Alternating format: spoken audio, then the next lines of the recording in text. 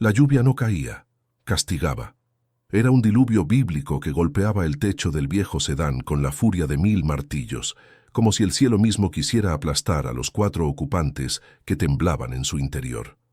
Isadora apagó el motor y el silencio mecánico fue devorado instantáneamente por el rugido del viento en la sierra. —¿Es aquí, mamá? —preguntó Damián desde el asiento trasero. A sus 10 años, su voz intentaba ser firme, la voz del hombre de la casa que le habían obligado a ser prematuramente, pero el miedo se filtraba en los bordes. Isadora miró a través del parabrisas empañado. Los faros del coche apenas cortaban la oscuridad, iluminando una estructura que desafiaba toda lógica arquitectónica y toda esperanza humana.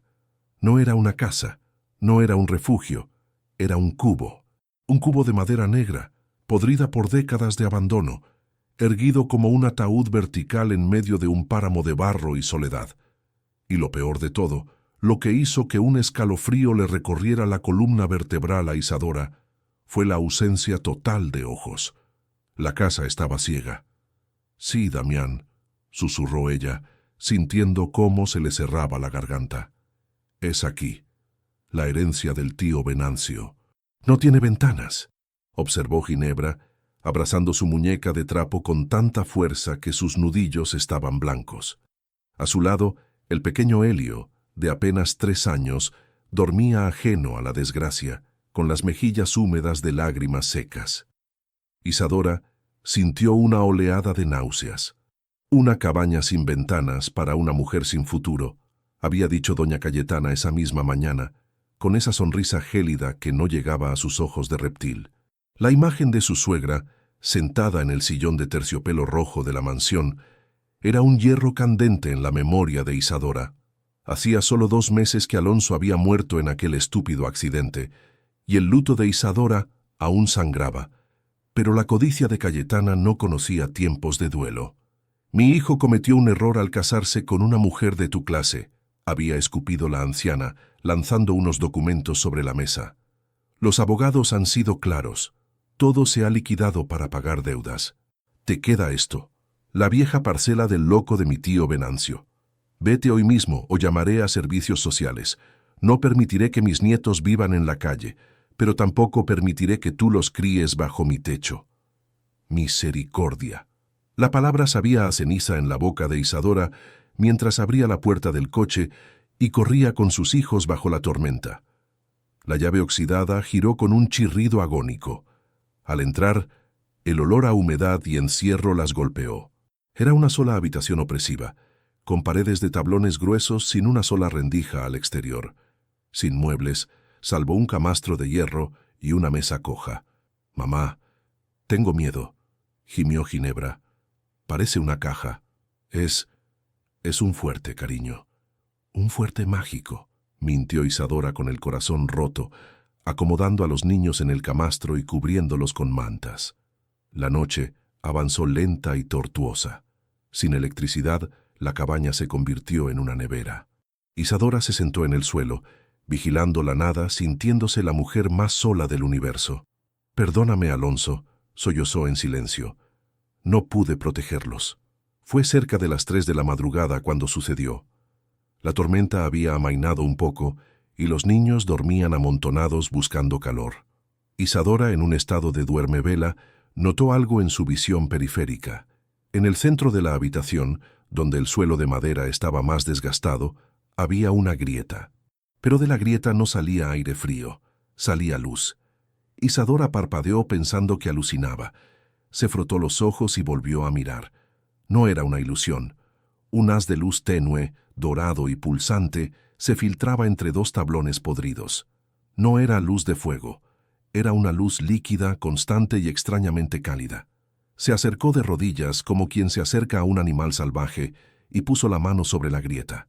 Un calor suave emanaba de allí. La curiosidad superó al miedo. Isadora clavó sus dedos en la madera podrida y tiró con fuerza. El tablón cedió con un crujido húmedo, levantando una nube de polvo.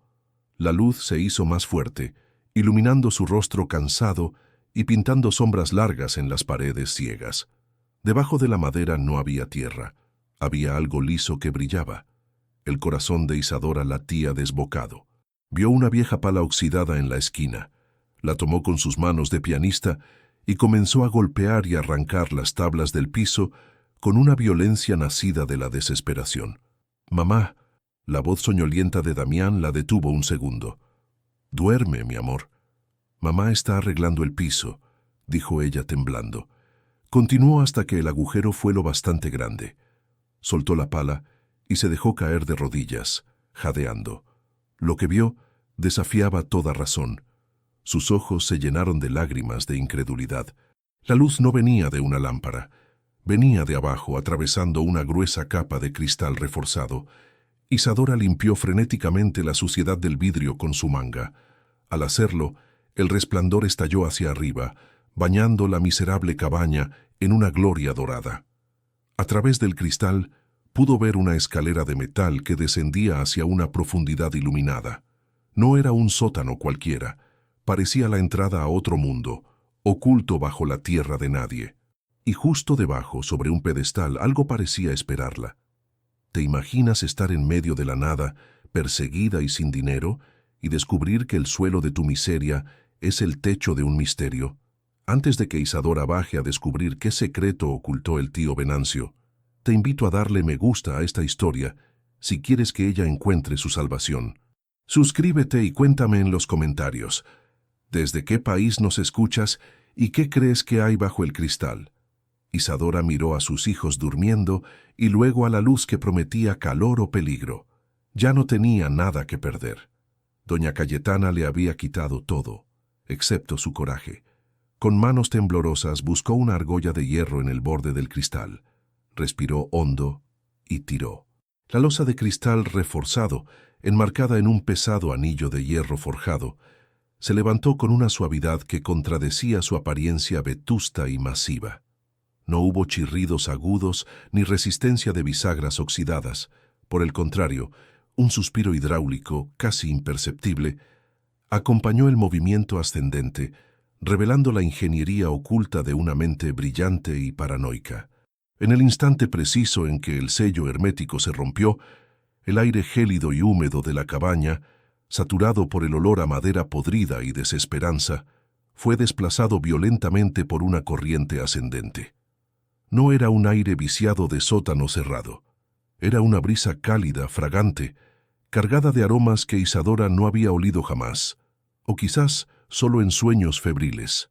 Olía a ozono, a tierra fértil recién removida tras una tormenta de verano y a una dulzura exótica que recordaba a la vainilla y al jazmín nocturno, pero con una intensidad embriagadora que le hizo girar la cabeza.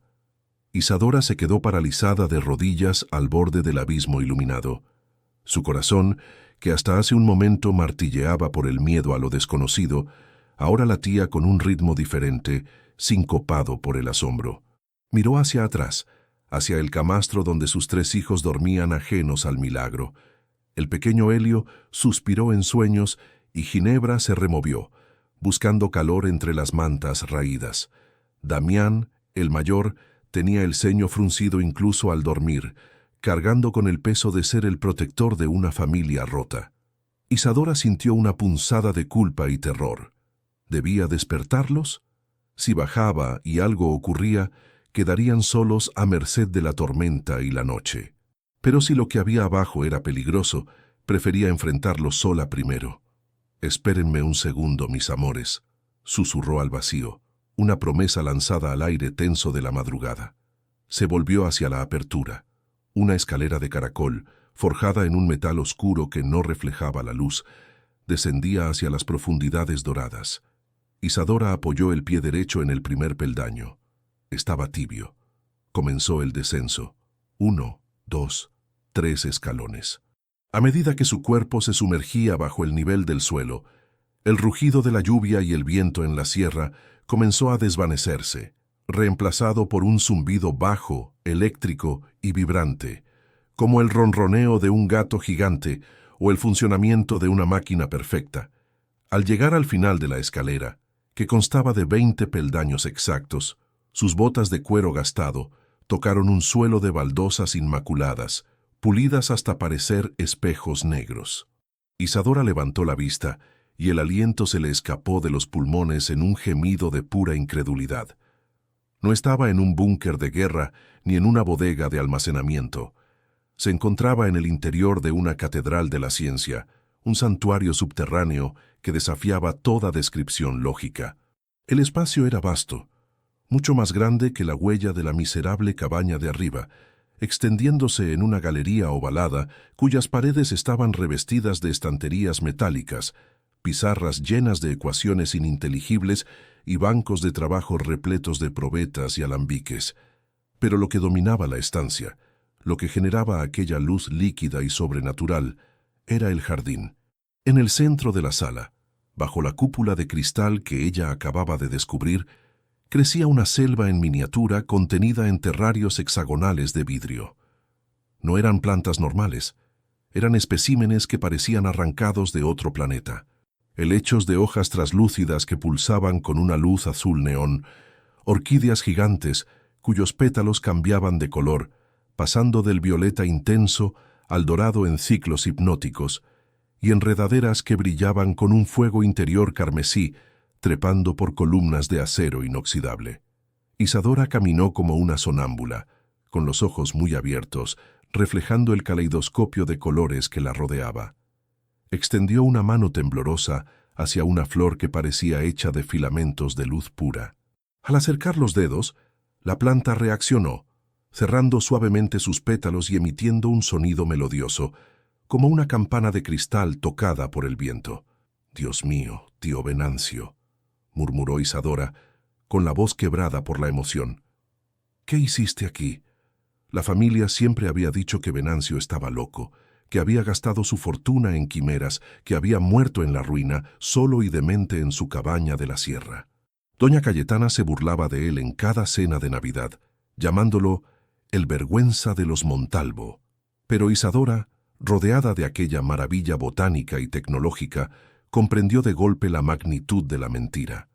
Venancio no estaba loco, era un genio, y había ocultado su obra maestra, su verdadero legado, bajo la apariencia de la pobreza más abyecta, protegiéndola de la codicia rapaz de sus parientes. Al fondo de la sala, lejos de los terrarios resplandecientes, había un escritorio de madera maciza, el único objeto que parecía antiguo en medio de tanta modernidad. Sobre él descansaba un objeto solitario bañado por la luz de una lámpara de escritorio que funcionaba con lo que Isadora adivinó era energía generada por las mismas plantas. Era un cuaderno, un diario encuadernado en cuero desgastado. Isadora se sentó en la silla giratoria del escritorio. El cuero crujió bajo su peso. Con manos que aún no dejaban de temblar, abrió la tapa. La primera página estaba fechada hacía 15 años. La caligrafía era angulosa, nerviosa, pero firme. Si estás leyendo esto, significa que has tenido la audacia de mirar donde nadie más mira, hacia abajo. Mi familia, esa jauría de lobos vestidos de seda, solo sabe mirar hacia arriba, hacia el estatus, hacia el oro fácil, hacia la apariencia. Por eso construí la cabaña ciega, una casa sin ventanas para que nadie pudiera ver lo que hay dentro, pero también para obligar a quien la habite a buscar la luz en su interior. Isadora pasó la página, devorando las palabras como si fueran agua en el desierto. Lo que ves a tu alrededor es el proyecto Aurora, bioluminiscencia sostenible, energía limpia generada por la fotosíntesis modificada, capaz de iluminar ciudades enteras sin quemar un solo gramo de carbón. Vale miles de millones, Isadora. O quien sea que haya tenido la desgracia de ser desterrado aquí por mi sobrina Cayetana, sé que ella te enviará aquí cuando ya no le sirvas. Lo vi en sus ojos hace años. Ella desprecia lo que no entiende. Las lágrimas comenzaron a rodar por las mejillas de Isadora, cayendo sobre el papel amarillento. Venancio sabía, había previsto su dolor, su exilio, su humillación. Pero cuidado, continuaba el texto, con letras marcadas con más fuerza, casi rasgando el papel. El secreto tiene un precio. La energía atrae. Si activas los sistemas principales, la cabaña dejará de ser invisible, y los lobos vendrán. No por ti, sino por lo que posees. En el cajón derecho encontrarás la llave maestra del sistema de defensa y los patentes legales que registré bajo un seudónimo. Protégelos, protégete, y recuerda, la oscuridad es solo la ausencia de luz, pero tú ahora controlas el interruptor. Isadora abrió el cajón derecho.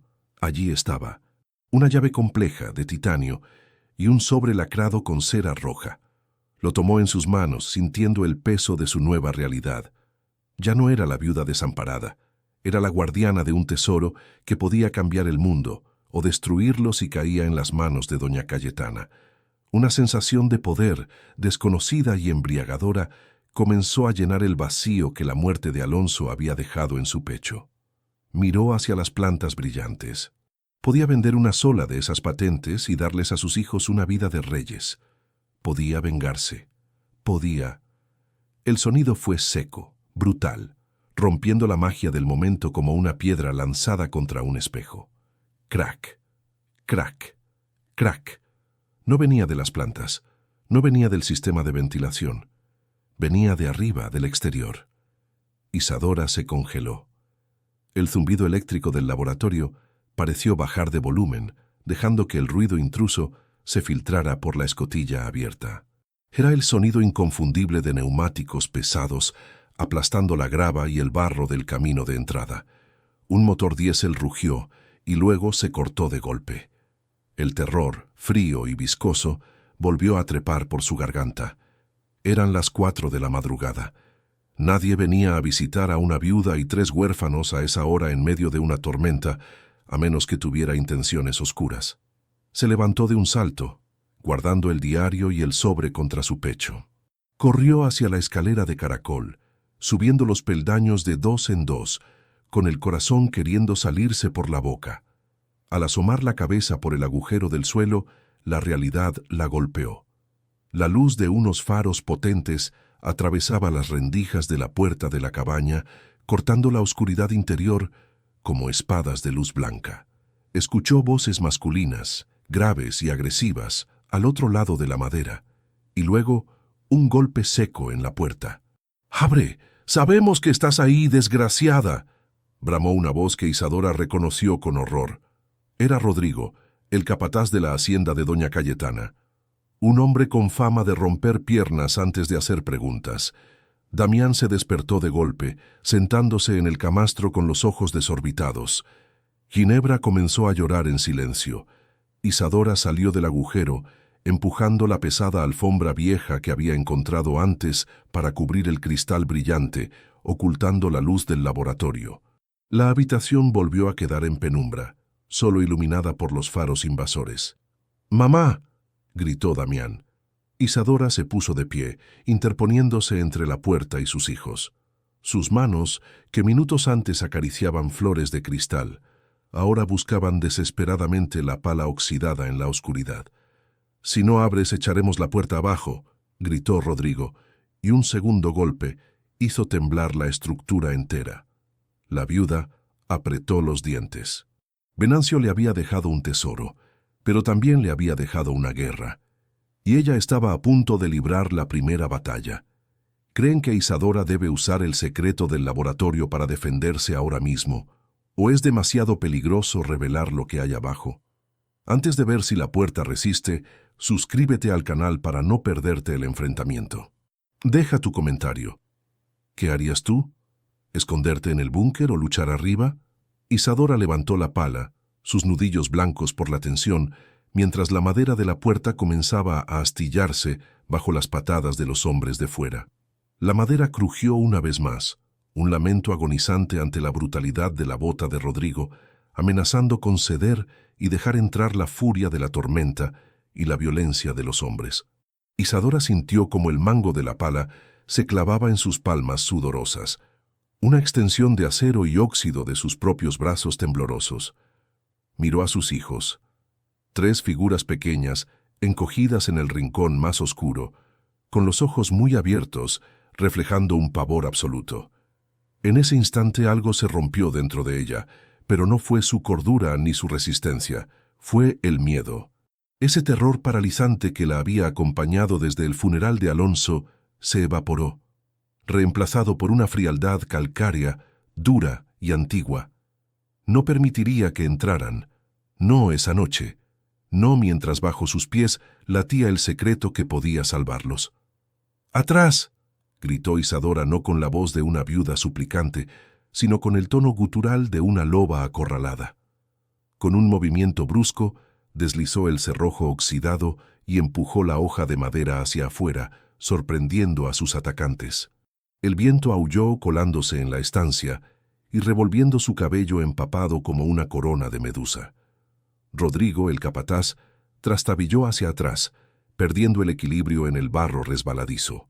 La luz de los faros de la camioneta recortó su silueta masiva, revelando un impermeable negro brillante por el agua y una sonrisa torcida que destilaba desprecio. Detrás de él, dos peones observaban, armados con barras de hierro, listos para ejecutar cualquier orden sucia. «Vaya, vaya», se burló Rodrigo recuperando la postura y limpiándose la lluvia de la cara con el dorso de una mano callosa. «La gatita tiene garras. Doña Cayetana pensó que estarías llorando en un rincón, rogando piedad». «Esta es propiedad privada, Rodrigo», espetó Isadora alzando la pala como si fuera una alabarda medieval. La punta metálica brilló bajo la luz de los faros, apuntando directamente al pecho del hombre. «Tengo el título. Tengo las llaves.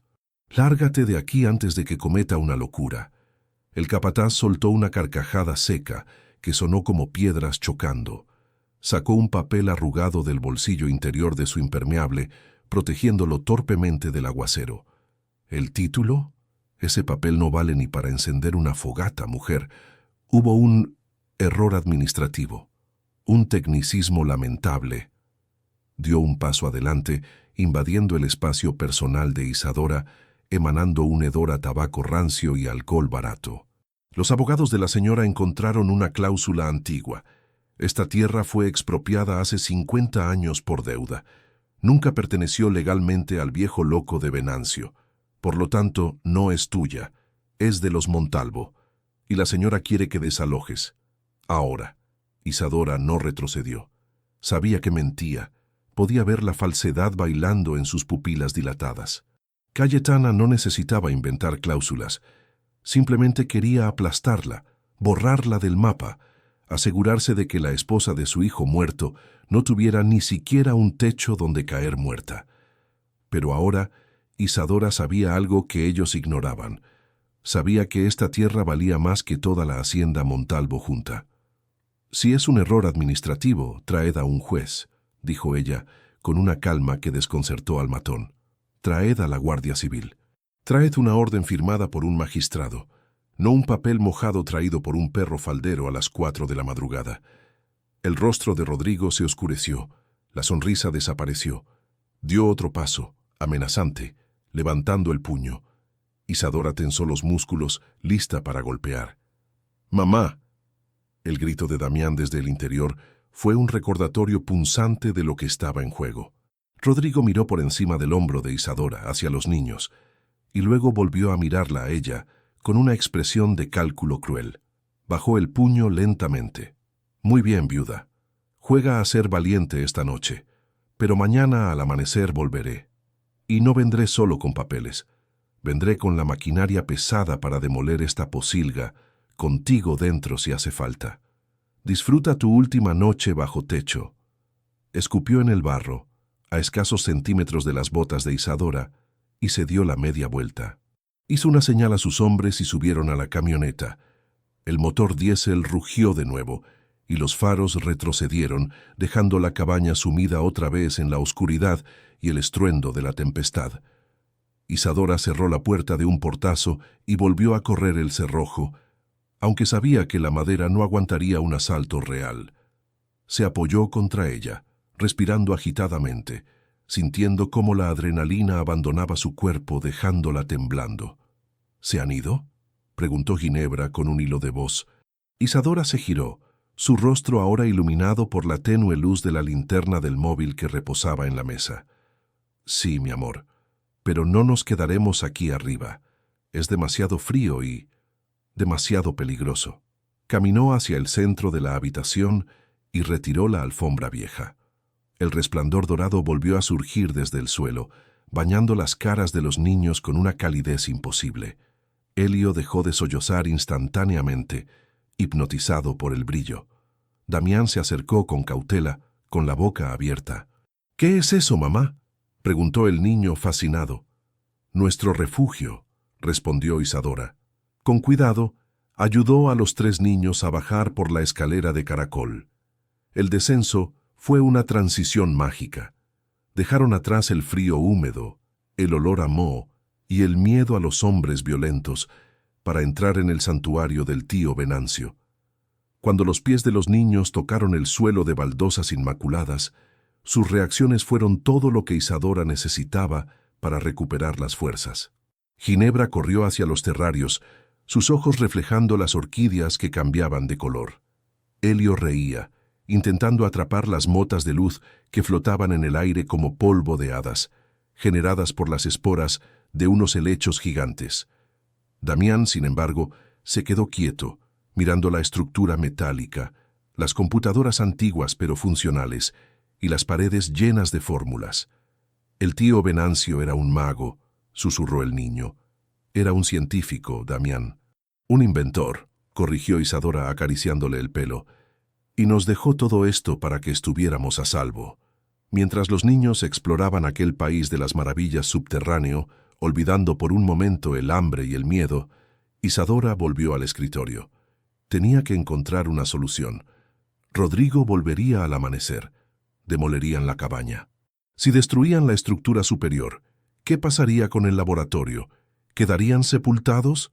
¿Descubrirían la entrada? Abrió el diario de nuevo, pasando las páginas con frenesí. Sus ojos escaneaban los diagramas técnicos, buscando algo, cualquier cosa que le diera una ventaja táctica. La invisibilidad es la mejor defensa, pero cuando la invisibilidad falla, la fortaleza debe prevalecer, leyó en una entrada fechada 2 años antes de la muerte de Venancio.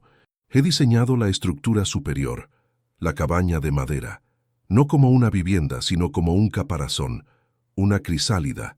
Debajo de la madera podrida existe una segunda piel. El corazón de Isadora dio un vuelco.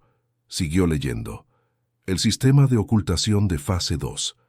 Si la integridad del laboratorio se ve amenazada, o si el ocupante necesita aislamiento total, la palanca roja en el panel de control hidráulico activará la purga del camuflaje. La madera es sacrificable. El vidrio blindado es eterno. Isadora levantó la vista. En la pared más lejana, detrás de una maraña de enredaderas luminiscentes de color turquesa, había un panel de control industrial lleno de relojes de presión y válvulas, y allí, protegida por una caja de cristal pequeña, estaba la palanca roja. Miró el reloj en la pared. Faltaban apenas 2 horas para el amanecer. Rodrigo cumpliría su amenaza. Si traían maquinaria pesada, una excavadora podría aplastar la cabaña de madera en segundos, y con ella la entrada al túnel. Podrían quedar atrapados, o peor, expuestos antes de estar listos. Pero si activaba el sistema, ¿qué pasaría? El diario hablaba de purga del camuflaje. Eso significaba destruir la apariencia de pobreza, significaba revelar que allí había algo valioso. Era un riesgo enorme. Si revelaba la verdadera naturaleza de la propiedad, la codicia de Cayetana se multiplicaría por 1000. Ya no sería un desalojo por una deuda falsa, sería una guerra abierta por tecnología millonaria. Isadora miró a sus hijos. Elio se había quedado dormido sobre una alfombra de musgo sintético que irradiaba calor. Ginebra le cantaba a una flor. Damián leía uno de los cuadernos de notas con una concentración que le recordaba dolorosamente a su padre. Ellos merecían un futuro. Merecían no tener que esconderse nunca más. Merecían la luz, no la oscuridad de una cabaña ciega. Se acabó el esconderse, murmuró Isadora para sí misma. Caminó hacia el panel de control con pasos firmes. El sonido de sus botas resonó en la catedral subterránea como una sentencia. Rompió el cristal protector de la caja con el mango de la pala que aún llevaba consigo. El ruido de los cristales rotos hizo que Damián se girara sobresaltado. «Mamá, ¿qué vas a hacer?» «Voy a cambiar nuestra suerte, hijo, prepárate. Va a haber mucho ruido». Isadora agarró la palanca roja. El metal estaba frío. Respiró hondo, visualizando la cara de desprecio de su suegra, la sonrisa cruel de Rodrigo y luego la imagen de Alonso sonriendo. «Por nosotros», dijo y tiró de la palanca hacia abajo con todas sus fuerzas. Al principio no pasó nada, solo el zumbido constante del laboratorio. Pero luego, un sonido profundo, tectónico, comenzó a emanar de las paredes. Era el rugido de pistones gigantes despertando de un sueño de décadas. El suelo vibró bajo sus pies. Arriba, en la superficie, en medio de la tormenta que amainaba, la cabaña negra comenzó a gemir. Los clavos saltaron como balas. Las tablas podridas se curvaron. ¿Qué crees que pasará con la cabaña? ¿Se derrumbará sobre ellos o revelará algo aún más increíble? La transformación ha comenzado y ya no hay vuelta atrás. Si quieres ver cómo Isadora enfrenta al mundo con su nuevo poder, dale like al vídeo y suscríbete. Comenta abajo. ¿Crees que hizo bien en activar el sistema o debió seguir escondida? Isadora abrazó a sus hijos mientras el estruendo aumentaba, sintiendo cómo la estructura misma del mundo que conocían comenzaba a reconfigurarse sobre sus cabezas. El estruendo que sacudió los cimientos no fue de destrucción, sino de renacimiento. Bajo la tierra, Isadora y sus 3 hijos se aferraron unos a otros, mientras el universo parecía reordenarse sobre sus cabezas. No era el sonido de vigas colapsando, sino el silbido potente de pistones neumáticos liberando décadas de presión contenida, el rechinar de engranajes titánicos que despertaban de un letargo de medio siglo. Era una sinfonía industrial que proclamaba el fin de la ocultación. Arriba, en la superficie azotada por los últimos vestigios de la tormenta, la metamorfosis ocurría con una violencia majestuosa. La vieja madera podrida, aquella piel negra y enferma que había dado a la cabaña su aspecto de ataúd vertical, no se derrumbó simplemente. Fue repelida. Un sistema de pernos explosivos de baja intensidad detonó en secuencia a lo largo del perímetro, haciendo saltar los tablones carcomidos hacia afuera, como la cáscara seca de un fruto que revienta al madurar. Lo que emergió de entre los escombros no tenía parangón en la arquitectura rural de la sierra. No era ladrillo, ni piedra, ni cemento. Era una estructura geométrica perfecta, un dodecaedro irregular compuesto enteramente por paneles de polímero vítreo de alta resistencia y vigas de aleación de titanio. La cabaña sin ventanas era en realidad una sola y gigantesca ventana panorámica, una joya arquitectónica que había estado esperando pacientemente bajo su disfraz de miseria. Cuando el temblor cesó y el silencio volvió a imperar en el laboratorio subterráneo, Isadora soltó el aire que había estado reteniendo en sus pulmones doloridos. Miró el panel de control. Las luces rojas de advertencia se habían apagado, reemplazadas por un verde sereno que indicaba despliegue completo. ¿Ya pasó?, preguntó Damián, cuya valentía de niño de 10 años comenzaba a mostrar grietas ante lo inexplicable. «Sí, hijo».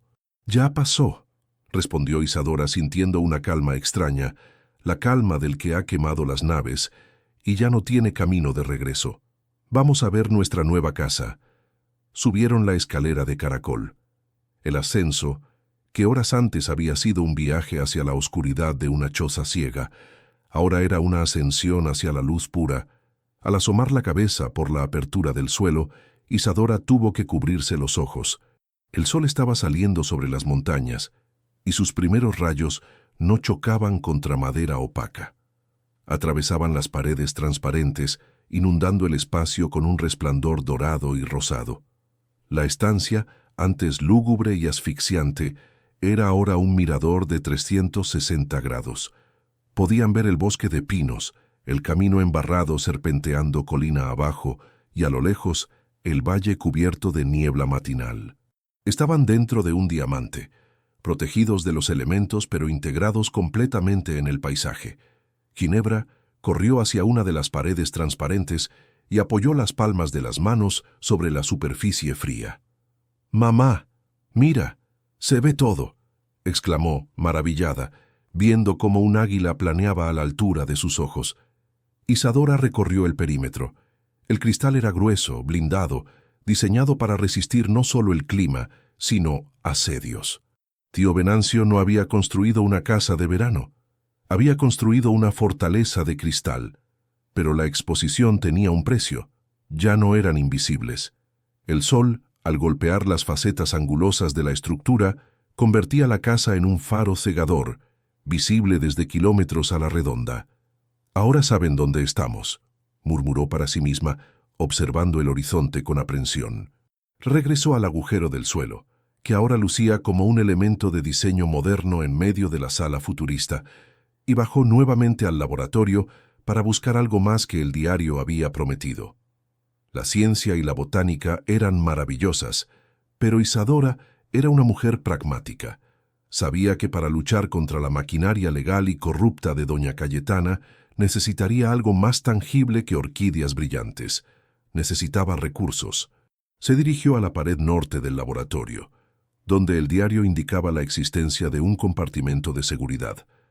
Detrás de un panel falso, que se abrió al digitar una secuencia numérica basada en la fecha de nacimiento de la difunta esposa de Venancio, encontró una caja fuerte de acero cepillado. Al abrirla, el contenido le robó el aliento por segunda vez esa noche. No había dinero en efectivo, pues los billetes se pudren o pierden valor con la inflación de las décadas. Había oro. 3 filas ordenadas de lingotes de oro puro, cada uno marcado con el sello de una refinería suiza, y junto a ellos una carpeta de cuero con documentos, escrituras originales de la tierra, anteriores a cualquier expropiación fraudulenta, y patentes internacionales a nombre de una sociedad anónima cuya única beneficiaria era la portadora de esta llave. Isadora tomó uno de los lingotes. Pesaba como un ladrillo de esperanza. Con esto podía contratar al mejor bufete de abogados de la capital. Podía pagar seguridad privada. Podía comprar una vida nueva en cualquier lugar del mundo. Pero al mirar alrededor, al ver la obra maestra de su tío abuelo, supo que no se iría. Esa tierra era suya por derecho de sangre y sufrimiento. No huiría. Subió de nuevo con la carpeta bajo el brazo, justo a tiempo para escuchar el sonido que tanto temía, pero que ahora esperaba con una resolución de acero. Motores. Muchos motores. Se acercó a la pared de cristal que daba al camino de acceso. Lo que vio le heló la sangre, pero no la sorprendió. No era solo la camioneta vieja de Rodrigo, era una caravana fúnebre y amenazante. 2 todoterrenos negros de lujo encabezaban la marcha, seguidos por 3 patrullas de la policía local y cerrando la comitiva, una excavadora amarilla sobre un remolque de plataforma. Venían a aplastarla, venían a borrar la cabaña podrida del mapa. Pero se detuvieron en seco a 50 metros de la estructura. Isadora pudo imaginar la confusión, el shock absoluto de los ocupantes de los vehículos.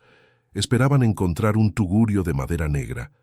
En su lugar, se encontraron con un prisma alienígena que brillaba bajo el sol de la mañana, impoluto, moderno, desafiante. Las puertas de los vehículos se abrieron. Policías uniformados bajaron con las manos en las pistoleras, mirando la casa de cristal con la boca abierta, sin saber si estaban ante un delito o un milagro. Rodrigo bajó de uno de los todoterrenos y su rostro, visible a través de la transparencia de las paredes, era una máscara de estupor. Y entonces bajó ella. Doña Cayetana descendió del asiento trasero del primer vehículo negro. Iba vestida de luto riguroso, como siempre, con gafas oscuras y un bastón de ébano con empuñadura de plata. Se quedó quieta en el barro, mirando la estructura. Se quitó las gafas lentamente. Incluso a esa distancia, Isadora pudo ver la mezcla de codicia y odio puro que deformaba las facciones aristocráticas de la anciana. Ella sabía lo que esto significaba. Sabía que el tío loco la había superado desde la tumba. Isadora se irguió. Alisó su ropa sucia y despeinó el cabello de sus hijos para tranquilizarlos. «Quedaos detrás de mí», ordenó suavemente. «No tengáis miedo.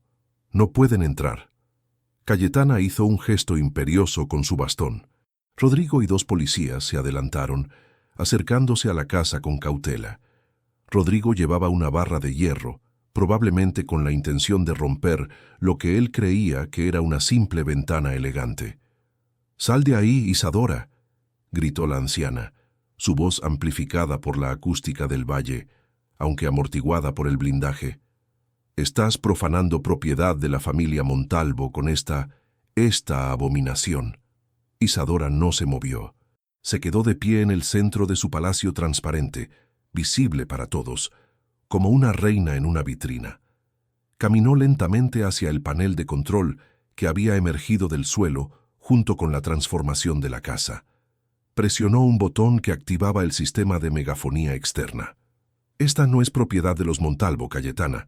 La voz de Isadora retumbó en el exterior, clara, potente y sin temblor, saliendo por altavoces ocultos en la estructura.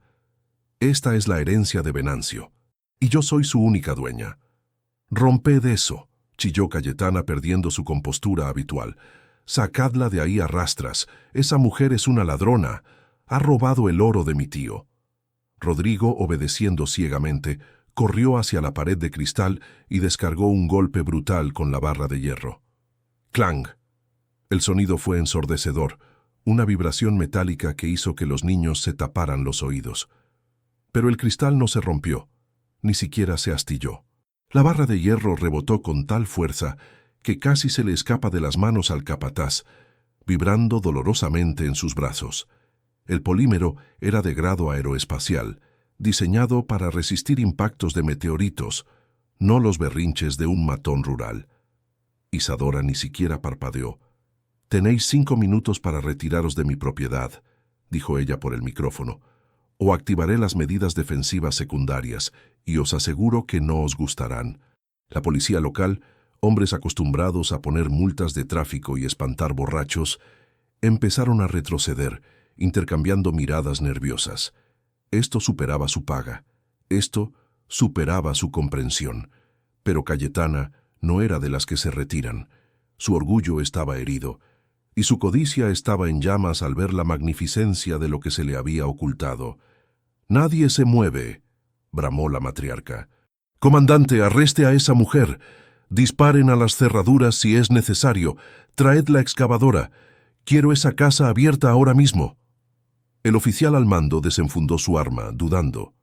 La excavadora comenzó a bajar ruidosamente de la plataforma del remolque, sus orugas de metal mordiendo el camino.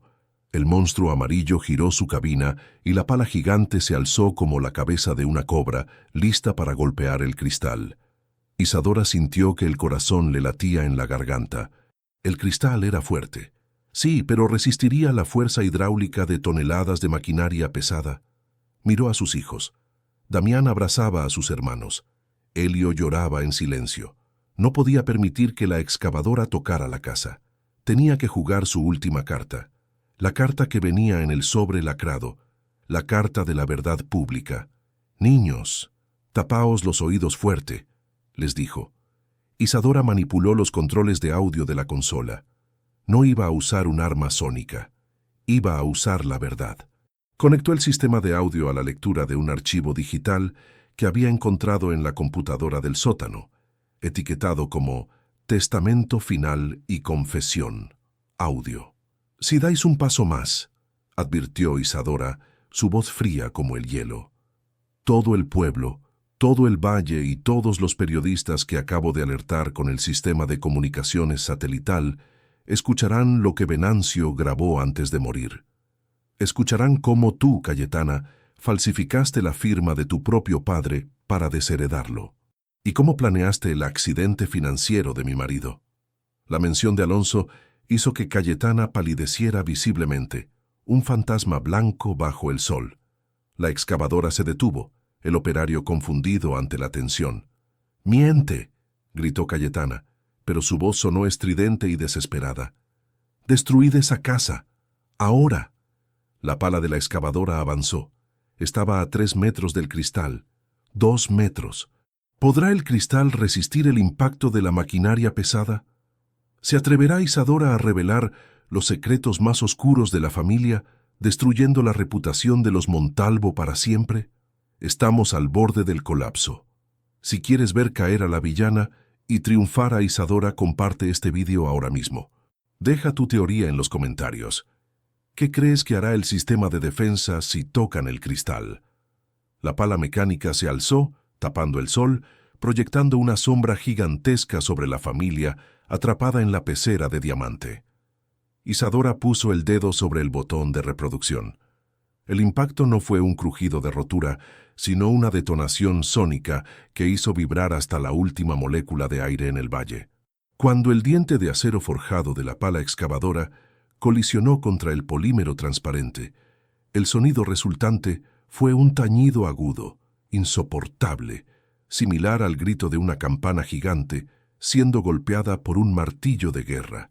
Damián, Ginebra y el pequeño Helio se cubrieron los oídos, gritando de terror, mientras Isadora se mantenía firme, con las piernas separadas en una postura de combate, observando cómo la maquinaria pesada rebotaba violentamente contra su escudo invisible.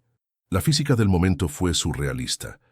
La pared de cristal no solo no cedió, sino que pareció absorber la energía cinética del golpe.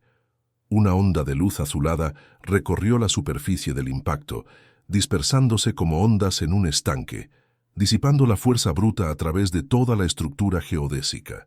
El operario de la excavadora, sacudido por el retroceso inesperado, luchaba con las palancas dentro de la cabina, con los ojos desorbitados al ver que su monstruo mecánico era incapaz de arañar siquiera aquella joya tecnológica. «Dadle otra vez», aulló doña Cayetana, cuya elegancia aristocrática se había disuelto por completo en una histeria grotesca. Agitaba su bastón al aire como si fuera un arma. «No paréis hasta que esa maldita pecera esté hecha añicos». Pero Isadora ya había tomado su decisión. Su dedo índice, firme como el de un verdugo dictando sentencia, descendió sobre el control iluminado de la consola de audio. «Se acabó, Cayetana. Escucha tus propios pecados». El sistema de megafonía externa, diseñado por el tío Venancio con la misma precisión obsesiva que el resto del laboratorio, cobró vida. No fue un sonido distorsionado ni estático. La voz que surgió de los altavoces ocultos en el perímetro de la casa fue nítida, profunda y autoritaria, resonando en el anfiteatro natural de las montañas con una claridad divina. Era la voz de un muerto. Yo, Venancio Montalvo, en pleno uso de mis facultades mentales dejo este registro como seguro de vida y testamento final. Tronó la voz del tío abuelo. El efecto fue inmediato.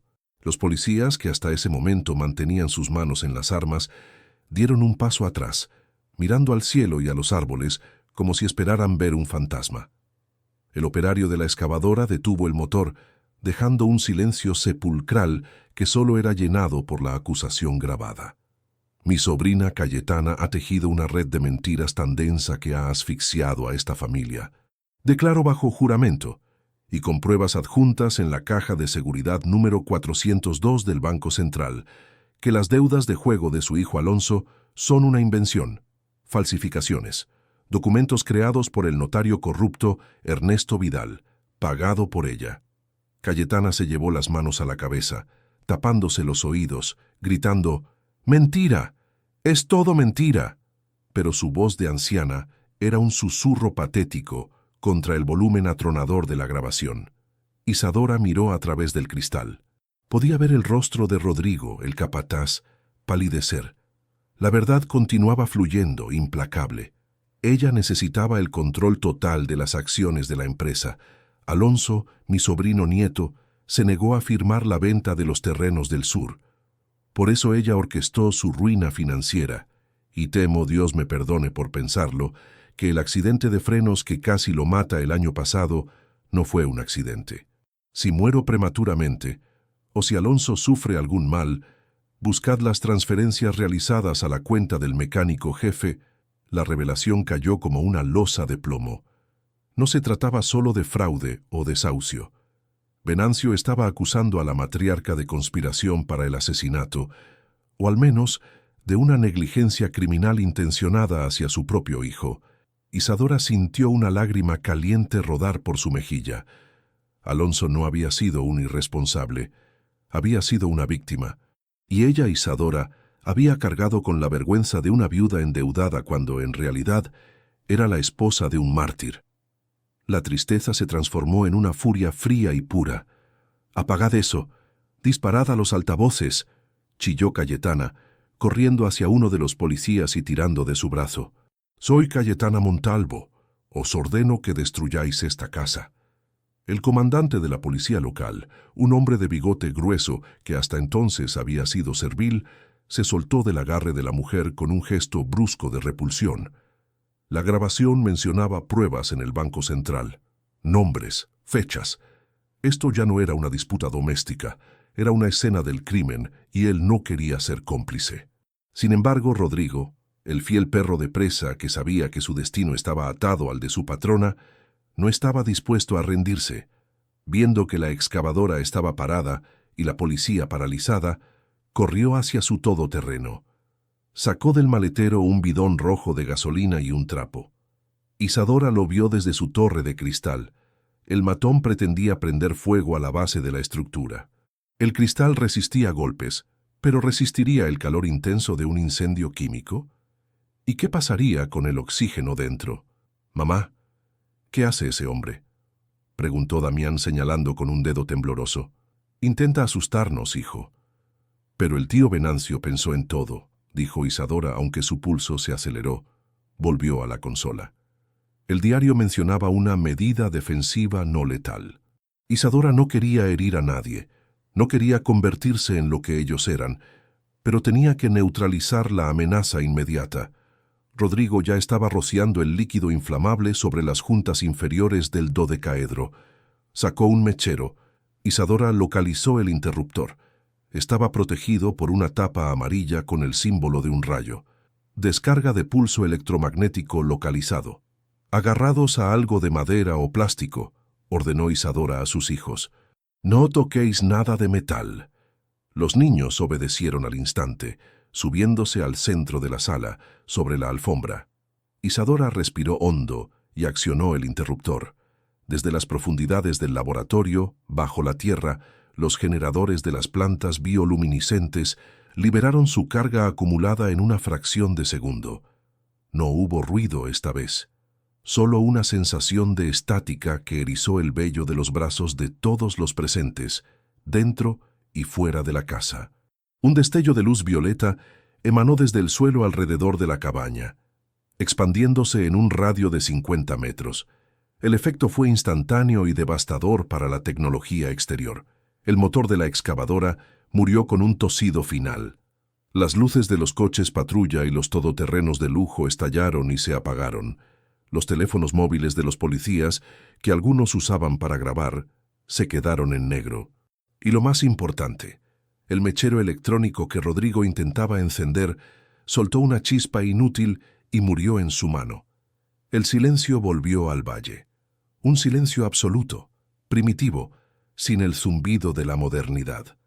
Rodrigo miraba su mechero inútil, luego miró la casa que brillaba con luz propia, alimentada por una energía biológica inmune al pulso que acababa de freír sus vehículos. El miedo, un miedo supersticioso y profundo, se apoderó de él. Soltó el bidón de gasolina y retrocedió, tropezando con sus propios pies. «¡Brujería!», gritó uno de los peones persignándose. «Ciencia», corrigió Isadora para sí misma, sintiéndose poderosa. Pero la batalla no había terminado. Cayetana, privada de sus armas, de sus vehículos y de su autoridad moral, estaba de rodillas en el barro, llorando de rabia. Sin embargo, en la distancia, por el camino sinuoso que subía a la montaña, comenzaron a aparecer nuevas luces. No eran luces eléctricas de coches, pues el pulso las habría apagado si estuvieran cerca. Eran reflejos del sol en parabrisas lejanos, fuera del radio de la explosión electromagnética. Eran furgonetas blancas con antenas parabólicas. La prensa, y detrás de ellos, vehículos oscuros con sirenas azules rotatorias que se acercaban rápido. La Guardia Civil de la capital, o quizás federales. La transmisión satelital de Isadora había llegado a su destino. Isadora tomó el micrófono una última vez. «Cayetana», dijo, y su voz, aunque ya no amplificada electrónicamente, se escuchó clara a través de los altavoces de emergencia que tenían su propio circuito blindado. Mira hacia atrás. Tu audiencia ha llegado, pero esta vez no son tus invitados de sociedad, son tus jueces. La anciana se giró lentamente, embarrada y derrotada, para ver cómo el circo mediático y la justicia real descendían sobre ella como buitres sobre un cadáver. Isadora miró a sus hijos. Estaban a salvo. La fortaleza había aguantado, pero ahora venía la parte más difícil: enfrentar al mundo exterior, explicar el tesoro que tenían bajo los pies y reclamar su lugar en una sociedad que la había escupido. Abrió la compuerta principal de la estructura. El aire fresco de la mañana entró, limpiando la atmósfera cargada. Isadora salió al umbral, con la cabeza alta, llevando la carpeta con las patentes en una mano y sujetando la mano de Damián con la otra. Ginebra y Helio se asomaron detrás de sus piernas. La imagen era icónica: la viuda pobre, vestida con ropa humilde pero digna, saliendo de un palacio de cristal futurista, enfrentando a la mujer más poderosa de la región, que yacía derrotada en el fango. Las cámaras de los periodistas, que llegaban corriendo a pie tras dejar sus vehículos averiados en el límite del pulso, comenzaron a disparar sus flashes. ¿Cómo reaccionará el mundo ante el descubrimiento de la energía infinita de Venancio? ¿Podrá Isadora mantener a su familia unida ante la fama repentina y los juicios que se avecinan? La justicia está a punto de ser servida, pero el destino de Isadora y sus hijos está por escribirse. Antes del gran final, suscríbete y activa la campana. Dime en los comentarios, ¿qué castigo merece doña Cayetana? Isadora dio el primer paso hacia la hierba mojada, y por primera vez en meses no sintió que caminaba hacia el abismo, sino hacia la cima. El clic frenético de los obturadores de las cámaras fotográficas sonó como una lluvia de granizo seco, un contraste irónico con la tormenta real que acababa de disiparse. Isadora se mantuvo erguida en el umbral de su fortaleza de diamante, con el viento de la mañana jugando con el dobladillo de su falda desgastada, pareciendo no una viuda arruinada, sino una valquiria victoriosa. Frente a ella, el escenario que se desarrollaba en el barro era la definición misma de la justicia poética. Los agentes de la Unidad de Delitos Financieros de la Guardia Civil, hombres y mujeres con chalecos antibalas y rostros impasibles, no mostraron ninguna deferencia por el apellido Montalvo. Doña Cayetana, la mujer que había gobernado el valle con puño de hierro y veneno en la lengua, se encontraba ahora con las muñecas aprisionadas por el acero frío de unas esposas. Su inmaculado traje de luto estaba manchado de fango, su peinado deshecho, y lo más impactante de todo, su mirada altiva se había fracturado, revelando el terror de un animal acorralado que sabe que no hay escapatoria. «Esto es un ultraje», chillaba la anciana, aunque su voz carecía ya de la autoridad de antaño. «Soy una ciudadana respetable. Esa mujer de ahí es una bruja. Ha manipulado todo». El comandante, el mismo que había escuchado la grabación póstuma de Tío Venancio, se acercó a ella con una calma sepulcral. «Señora Montalvo, tiene derecho a guardar silencio. Aunque, dadas las pruebas que el señor Venancio tuvo la previsión de enviar a la Fiscalía Federal hace 15 años, activadas automáticamente por la señal de la señora Isadora, le sugiero que empiece a pensar en su defensa. Se le acusa de falsificación de documentos públicos, fraude fiscal a gran escala, extorsión y conspiración para cometer homicidio en el caso de su hijo, Alonso Montalvo. La mención del nombre de Alonso fue el golpe final. Cayetana se desplomó, sostenida solo por los agentes que la flanqueaban. Al pasar frente a la casa de cristal, levantó la vista y sus ojos se encontraron con los de Isadora. No hubo palabras. No eran necesarias. Isadora no le dedicó una sonrisa de triunfo, ni un gesto de desprecio. Simplemente la miró con una lástima infinita, la lástima que se siente por alguien que tuvo todo el oro del mundo y murió pobre de espíritu. Rodrigo, el capataz, fue arrastrado al furgón policial gritando y maldiciendo, culpando a su patrona de haberlo obligado a todo. La lealtad comprada con dinero sucio se evaporaba tan rápido como el rocío de la mañana. Cuando los vehículos policiales se alejaron, llevándose la oscuridad que había plagado la vida de Isadora, la prensa se abalanzó sobre el perímetro. Señora Isadora, ¿es cierto que hay una fuente de energía infinita ahí dentro? ¿Sabía usted que su marido fue asesinado? ¿Qué hará ahora con la herencia? Isadora levantó una mano y el silencio se hizo de nuevo. Miró a los periodistas, luego a sus hijos, que observaban todo con una mezcla de asombro y alivio. Lo único que diré, declaró con voz firme, es que la oscuridad nunca puede ocultar la luz para siempre. Mi tío abuelo fue llamado loco por soñar con un mundo mejor. Mi marido fue llamado irresponsable por no ceder ante la codicia. Hoy, ambos han sido vindicados. Esta tierra no es un trofeo, es un regalo para el futuro. La transformación. Pasaron 6 meses. El invierno cruel dio paso a una primavera explosiva que cubrió la sierra de flores silvestres, pero ninguna era tan hermosa como las que crecían bajo la cúpula geodésica. La propiedad, antes conocida como la parcela del loco, se había transformado en el Instituto Venancio Montalvo para la Innovación Sostenible. La patente del proyecto Aurora no se vendió al mejor postor para ser enterrada en un cajón por las petroleras. Isadora, asesorada por un equipo legal de élite que ella misma contrató con los primeros lingotes de la caja fuerte, licenció la tecnología a gobiernos y organizaciones humanitarias. El dinero llegó, no como un goteo, sino como un torrente. Pero Isadora no compró yates ni joyas vacías.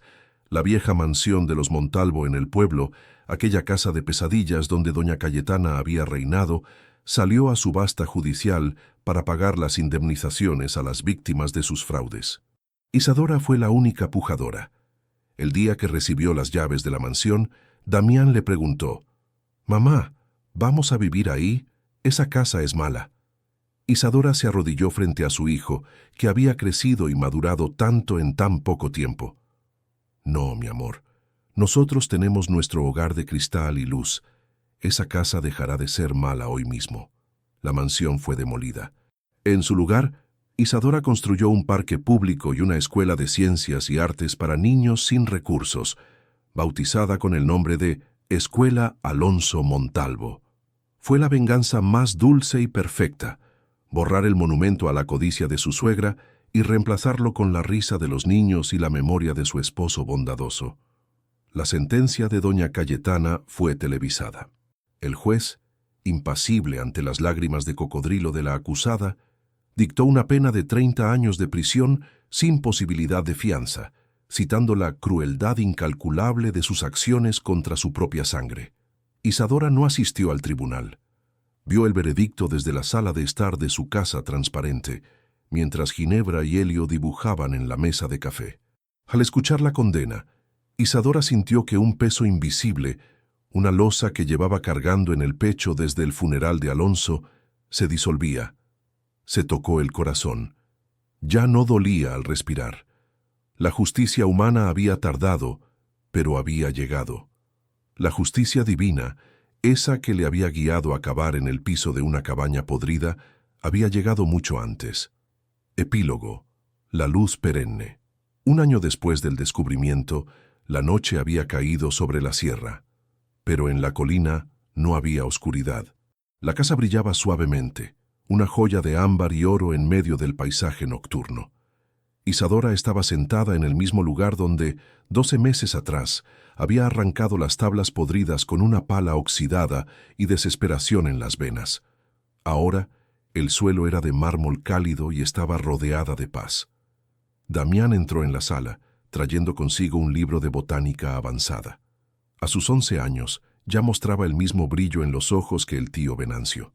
«Mamá, creo que he descubierto cómo hacer que las orquídeas azules cambien de color con la música, como quería el tío».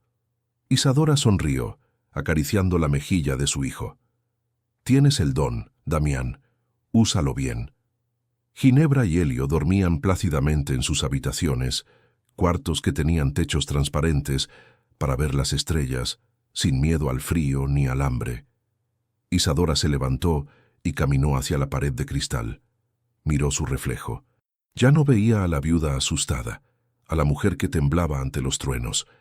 Veía a una madre, a una guardiana, a una mujer completa. Llevaba un colgante de oro en el cuello, una pequeña pieza que había mandado hacer fundiendo uno de los lingotes del tío. Dentro del relicario había una foto de Alonso. «Lo logramos, mi amor», susurró al vidrio, y su aliento empañó brevemente la superficie. «Tus hijos están a salvo, tu nombre está limpio, y yo finalmente puedo ver el amanecer sin miedo». Miró hacia el valle. A lo lejos las luces del pueblo parpadeaban. Sabía que allí abajo la gente contaba su historia como una leyenda, la leyenda de la viuda que recibió una caja de oscuridad y encontró el sol dentro de la tierra. Pero para Isadora no era una leyenda. Era la prueba de que a veces, cuando la vida te cierra todas las puertas y te tapias las ventanas, es porque la salida no está hacia afuera, sino hacia adentro y hacia lo profundo. Apagó la luz principal con un comando de voz, pero la casa no quedó a oscuras. Las plantas bioluminiscentes, el corazón latente del legado de Venancio, comenzaron a brillar más fuerte, llenando el espacio con una danza de colores esmeralda y violeta. Isadora se sentó en su sillón, tomó una copa de vino y brindó al aire. «Por las cabañas sin ventanas», dijo con una sonrisa serena, «y por el coraje de romper el suelo».